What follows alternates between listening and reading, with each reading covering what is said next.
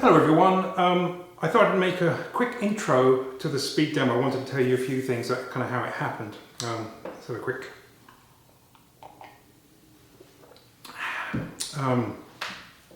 it's rare we have these unscheduled meetings in the Porcupine. So this lock, I love this lock, it's from Mick Hanzlik, it's called Supalok. Came out almost 20 years ago. You can read all the details on my website as usual.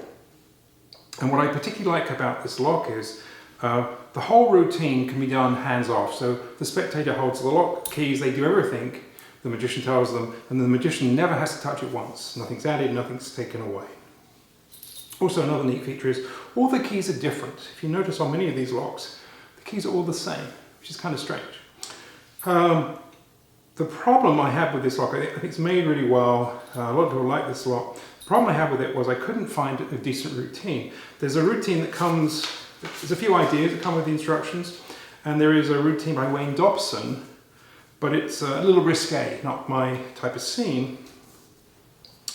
And so I was looking around, and then I found in Fake Genius, Steve Cook's great book, there's a whole routine in here called Love Blocked on page 26. And this is about Harry and Bess Houdini, and it's all centered around the Supalok, which is perfect. Now you need a few extra things. For instance, you need a photo of Harry and Bess. You need a wallet, and the Wise wallet is perfect. And I brought all these things together, and that's the routine I'm going to do. So this is basically Steve Cook's routine for the Supalok, and I hope you enjoy it. Thank you. Cheers.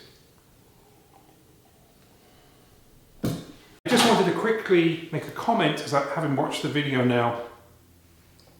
During the performance, I'm not actually doing the work with the keys and the padlock. Edward's doing that, and Edward would be the spectator when you perform this. So because I'm doing a speed demo, I do all the parts, but in reality, I would not be the one holding the keys and the locks. And if that isn't quite as obvious when you hear the story, but that would be what would be happening if you perform this. It makes it a bit more interesting, a bit more exciting if you know that the spectator is the one playing the role of Edward. Okay, thanks. Does anyone know when Harry Houdini passed away? He passed away Halloween in 1926, almost 100 years ago. And when he passed away, his beloved wife Bess vowed she would do everything in her power to contact him. And before Harry had passed away, he said if anyone can communicate from the grave, it would be him.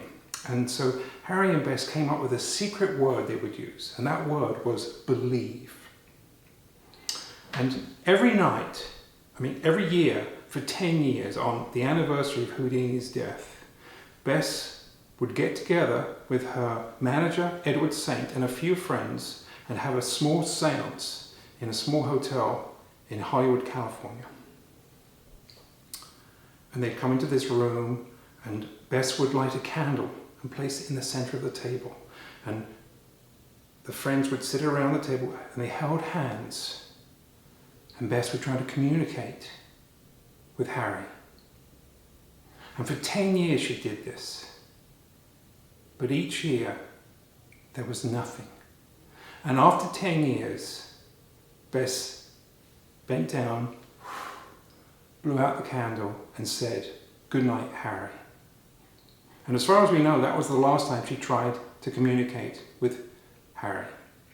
In fact, a few weeks before she passed away, a journalist came up to her and said, "Why did you stop trying to communicate with Harry?" And Bess said, waiting for a man for 10 years is enough, even for Harry. And so she just gave up. However, recently, in some journals found by the family of Edward Saint, who was Bess's manager, there was a journal entry in there that talked about a seance, a secret seance that happened between Edward Saint and Bess on Christmas Eve in 1942. And Edward wrote that Bess wanted to do something completely different, use a very, very different approach, and to really, one last attempt to contact Harry. And if you'll help me tonight, we'll see if we can reproduce what Bess did. Are you ready for that? Okay. What Bess wanted to do was use an item that Harry had used on stage many times so that she could build a tangible and spiritual connection. What she decided upon was to use one of his padlocks. Of course, it made the most sense. And here's the padlock. And she handed the padlock to Edward and the 4 keys, and she said, each of these keys does not open the padlock. So Edward quickly checked that out.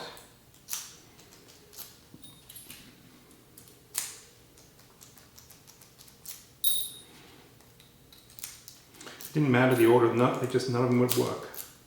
And she said, the one that opens it is here. She gave one last key, and Edward put it in, and of course, the padlock opened. She mixed up the keys, placed it all down there. She then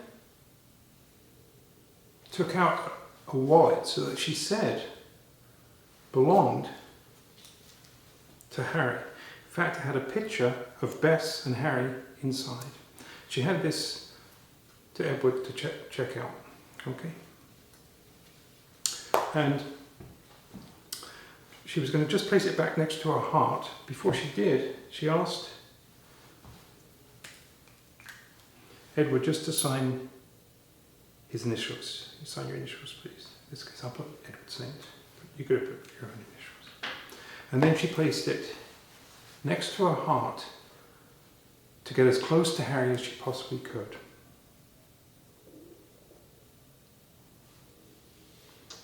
Now,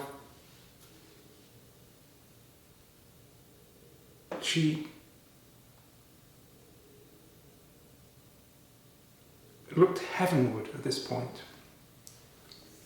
and it was almost like a dreamlike state. And in a very soft voice, she said, "My dearest Harry, please help us out with this test. I have your padlock here, and just one of the keys works, the other 4 don't. And please help Edward discard, one by one, the keys that don't work, and leave him with just the one key that works." And she asked Edward to discard the keys. Edward went along with this. He wasn't sure what was really happening. He went along and he picked up the first key, and he felt something. Oh no, that's the wrong key. He picked up another key. Oh no, that's not the key either. He said something. He just thought it's probably making this up, just atmosphere. Another key. He said, and he went down to the last 2 keys. It's not the key. He picked up the final key, and he had a sense this is the right key. Bess asked him to place it inside the padlock. Of course, the padlock opened. Bess looked up again and smiled, because she knew things were going to be okay. The final phase of the test is what really sealed the deal for Edward. He realised something real was occurring here. And he stated that Bess once again looked up and asked Harry, this time, make sure that the very first key that Edward chooses is the correct key. And so Bess asked Edward to choose any key. And he chose this one. Edward didn't think this was going to work, but amazingly, the key opened the padlock. Well, this was starting to get too much for Edward. And then Bess looked up again and she removed the wallet. And she opened up the wallet and she said, is that your signature to Edward? And she asked Edward to turn it over. And on the back of the photo was the word believe, and Edward almost fell down. Now, I don't know if Bess spoke to Harry. I don't know if Edward made it up or expounded on it just for good writing. I don't know if Bess was performing some sort of trickery because she so dearly wanted someone else to believe. I think it's best to really leave it and remember what Bess said in 1936 when she blew out the candle, and just say, "Good night, Harry." Thank you.